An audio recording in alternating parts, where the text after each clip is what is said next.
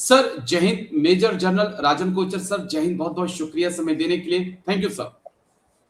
जय राजेश जी, धन्यवाद आपने मुझे अपने प्रोग्राम में बुलाया। थैंक यू सर, आपने समय दिया, शुक्रिया इसके लिए। दरअसल टेलीग्राफ में एक बड़ी अच्छी खबर, अच्छी तो नहीं लेकिन एक खबर छपी और मुझे लगा कि मैं आपसे थोड़ा सा समझूं, जहां पर सरकार ने ये साफ कर दिया है एफिडेविट देखकर कि अग्निवीर जो हैं उन्हें परमानेंट जवान नहीं माना जा सकता और ना ही कुछ बेसिक फैसिलिटीज दी जा सकती हैं, चाहे पेंशन हो, ईसीएचएस हो, सीएसडी की फैसिलिटीज हो। और ये उस वक्त खबर सामने आ रही है जब बॉम्बे हाई कोर्ट में जो हमारे शहीद अग्निवीर है मुरली नाइक, उनकी माताजी गई हुई हैं और वहां पर सरकार से जवाब का इंतजार किया जा रहा है कि दो प्रकार की शहादत कैसे हो सकती हैं। इस बीच इस खबर के क्या मायने हैं सर, और क्या आप ये मान के चला जाए कि ये सब कॉन्ट्रैक्ट बेस पे जो है अग्निवीर को हायर किया गया है सरकार की तरफ से 4 साल के लिए? राजेश जी, हमने इस अग्निवीर के ऊपर बहुत डिस्कशंस किए आपके चैनल बिल्कुल पर, सर। और हम उम्मीद रख रहे थे कि गवर्नमेंट की तरफ से जो प्रपोजल इंडियन आर्मी ने दिया है उसके ऊपर कुछ ना कुछ चेंजेस आएंगे terms and condition of service में, पर शायद वो एक बैक सीट, एक बैक बर्नर जैसे हम बोलते हैं, उस पर चले गए हैं। और ये मैं और बुनियादी मैं कुछ आपके चैनल में पॉइंट्स रखना चाहूँगा जी। पहला पॉइंट ये है कि हम सबको समझना चाहिए कि अग्निवीर क्यों लाया गया, और आई थिंक अगर हमको इसका मकसद समझ आ जाएगा तो ये जो न्यूज़ आई है ये हमको इस चौंकाने वाली नहीं लगेगी। इसका मकसद है, इसको अग्निवीर का ये था कि जो पेंशन बजट है इंडियन आर्मी का उसको कम करना, और अभी ये साफ हो गया। जैसे कि गवर्नमेंट अपील कर रही है कि भाई इनको पेंशन नहीं देनी चाहिए, बिकॉज जो कॉन्ट्रैक्ट में जो एक कंट्रैक्चुअल उसकी ऑब्लिगेशन है उसमें जी। एक अग्निवीर को पेंशन नहीं दी जा सकती, बिकॉज उसकी जो रेकनेबल सर्विस है वो खाली 4 साल है, और पेंशन के लिए तो उसको अपना जो पूरा जो सर्विस उसको करनी पड़ेगी, एटलीस्ट मिनिमम 15 साल या 20 साल। तो साफ है कि जब आपकी टर्म्स एंड कंडीशन अग्निवीर की बनी है तो उसमें ये उनके लिए पेंशन, ग्रेचुटी, इस तरीके की सुविधाएं, ईसीएचएस जैसे आप बोल रहे हैं, वो सुविधाएं उनको नहीं दी जाएंगी। बट ये एक एक बुनियादी इसको सवाल अपना रेज करता है एक फौज के लिए। देखिए, हम इसको लीगल एस्पेक्ट्स में नहीं जाते, बिकॉज लीगल एस्पेक्ट्स में तो आप जस्टिफाई कर पाएंगे इनको पेंशन नहीं मिलनी चाहिए। बुनियादी ये है कि ये एक ह्यूमन रिसोर्स इशू है, एक ह्यूमन रिसोर्स मैनेजमेंट की स्कीम है, और एक ही फौज में, एक ही यूनिट में आप 2 टाइप के लोग नहीं रख सकते। दोनों की ड्यूटी एक ही है, इसको रिस्पॉन्सिबिलिटी एक ही है। और अगर एक मोर्चे में 2 जवान हैं, एक रेगुलर है, अग्निवीर है, क्या वो अलग है? क्या उनकी ड्यूटी के जो दायरा है वो अलग है?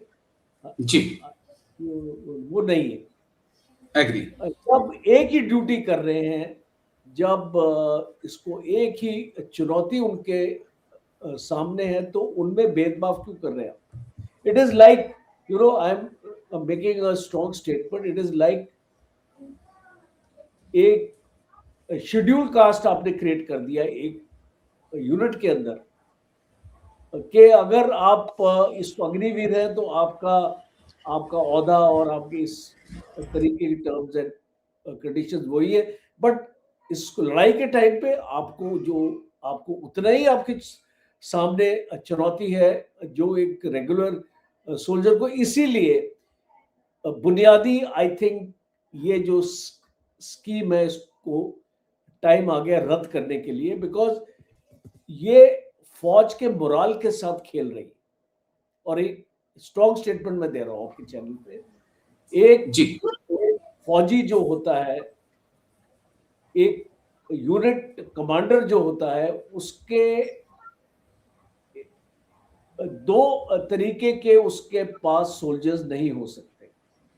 और इसीलिए इसको देखने में आया है कि एक यूनिट की एफिशिएंसी इसमें डिग्रेड होती है। हम ट्रेनिंग की नहीं बात कर रहे जी, तो हम क्षमता की नहीं बात कर रहे, नहीं हम उस चीजों की नहीं बात कर रहे, बिकॉज वो एक दायरा है जहां पे इनमें पैरिटी आपको मिलेगी, बिकॉज अग्निवीर भी अच्छी तरीके से ट्रेन हो रहे हैं, उनकी ट्रेनिंग अच्छी हो रही है, और जो उनका जो परफॉर्मेंस है, जब मैं कमांडिंग ऑफिसर से भी बात करता हूं तो उनकी परफॉर्मेंस भी उसी तरीके से है जैसे एक रेगुलर सोल्जर की। तो भेदभाव आप इस फौज में छेड़खानी क्यों कर रहे हैं? When it ain't broken, don't replace it। एक कहावत है कि जब कोई चीज आपकी खराब नहीं है, टूटी नहीं है, आप उसको क्यों रिप्लेस कर रहे हैं? एग्री। जब एक सिस्टम आपने बनाया हुआ है और वो अच्छी तरीके से काम कर रहा है, आप उस सिस्टम के साथ छेड़खानी अपने क्यों करें? जस्ट बिकॉज आपने पेंशन बजट कम करना है, जस्ट बिकॉज आपकी गवर्नमेंट का पैसा ज्यादा खर्च हो रहा है, तो आप उसको अपने बजट में ये उसको रिस्ट्रिक्ट करना चाहते हैं, क्योंकि आप फौज को उसकी मॉडर्नाइजेशन के लिए आप सोच रहे हैं कि हम उसको एडिशनल बजट नहीं देना चाहते, यहीं से कटौती करेंगे। So I think these are strong statements. और बहुत सीनियर ऑफिसर्स रिटायर्ड इसको अग्निवीर के लिए जो तारीफ करते हैं उस स्कीम को, इसको मैं उनको अपील करना चाहता हूँ, बताना चाहता हूँ, ये स्कीम को जितना जल्दी आप बाहर फौज से फेंकेंगे उतना ही फौज के लिए बेहतर रहेगा, क्योंकि आज सुप्रीम कोर्ट में आया मामला, और इस तरीके की, देखिए सुप्रीम कोर्ट जो है वो रूल्स ऑफ एंगेजमेंट पे चलता है, सर्विस ऑफ एंगेजमेंट पे चलता है, और जो आपके टर्म्स ऑफ एंगेजमेंट पे चलता है, तो वो कोई ऐसा आपको डिफरेंट फैसला नहीं दे सकता है, बिकॉज उसके सामने गवर्नमेंट जो भी रखेगी कि हमने जो टर्म्स ऑफ एंगेजमेंट या एक इसको भर्ती के लिए जो हमने रूल्स रखे थे उसी के हिसाब से हम चल रहे। तो गवर्नमेंट भी अपना एक सही तरीके से अपना जो केस रखेगी, और सुप्रीम कोर्ट उसको नजरअंदाज इसलिए नहीं कर सकता बिकॉज आपकी सर्विस कंडीशन जो आपने रखी थी वो उसमें ये साफ आपने उसको लिखा था कि इनको पेंशन नहीं मिलेगी, ग्रेचुटी नहीं मिलेगी इनको, और जो बेनिफिट्स है उसको अलग होंगे जो एक रेगुलर सोल्जर को आप देते हैं। तो मेरी इसको यही है कि यहाँ पे हम एक कानून की लड़ाई नहीं लड़ रहे, हम एक इक्वालिटी की लड़ाई लड़ रहे हैं कि भाई आपके जो दो सैनिक हैं और अगर वो एक ही काम करते हैं, एक ही उनको टास्किंग है, एक ही उनको रिजल्ट आप देना चाहते हैं, तो उनमें भेदभाव क्यों? और ये एक बुनियादी सवाल है। कहीं पर भी वर्ल्ड में कोई भी ऐसी फौज नहीं है जहां पे इस तरीके का सोल्जर्स में भेदभाव हो रहा है। ये एक इंडियन आर्मी का नमूना है, और जिन्होंने अग्निवीर स्कीम लेके आए हैं और इस फौज के ऊपर थोपा है, अब जनरल नरवणे की किताब को भी क्यों रोका है? बिल्कुल सर, फौज पे थोका है, नरवणे की किताब को रोका है। ये स्लोगन बन गया है। जी। तो और वो अभी जर्नल इसको डरावने पे इतना प्रेशर आपने डाल दिया कि वो बार-बार भी मैं देख रहा हूँ इस पिछले 10 दिन में उसने 20 इंटरव्यू दिए होंगे।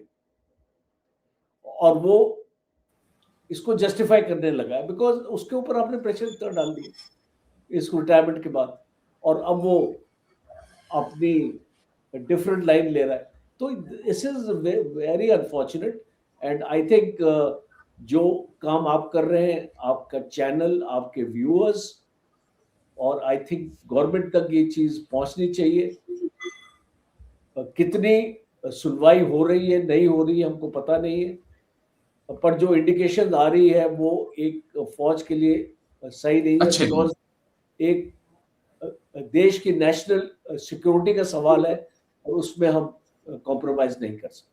नहीं कर सकते। और आपने 2 प्रकार के सैनिक तो बनाए, लेकिन आपने 2 प्रकार के शहीद भी बना दिए। यानी कि अगर एक परमानेंट जवान और एक अग्निवीर अगर किसी काउंटर इंसर्जेंसी ऑपरेशंस में या ऑपरेशन सिंदूर में शहीद हो गया, तो दोनों के परिवारों को बहुत अलग-अलग बेनिफिट्स मिल रहे हैं। और ये पूरा मामला भी बॉम्बे हाई कोर्ट में है, वहां पे भी सरकार से जवाब मांगा जा रहा है, लेकिन सरकार कुछ बोलने के लिए फिलहाल तैयार नहीं है। मैं आगे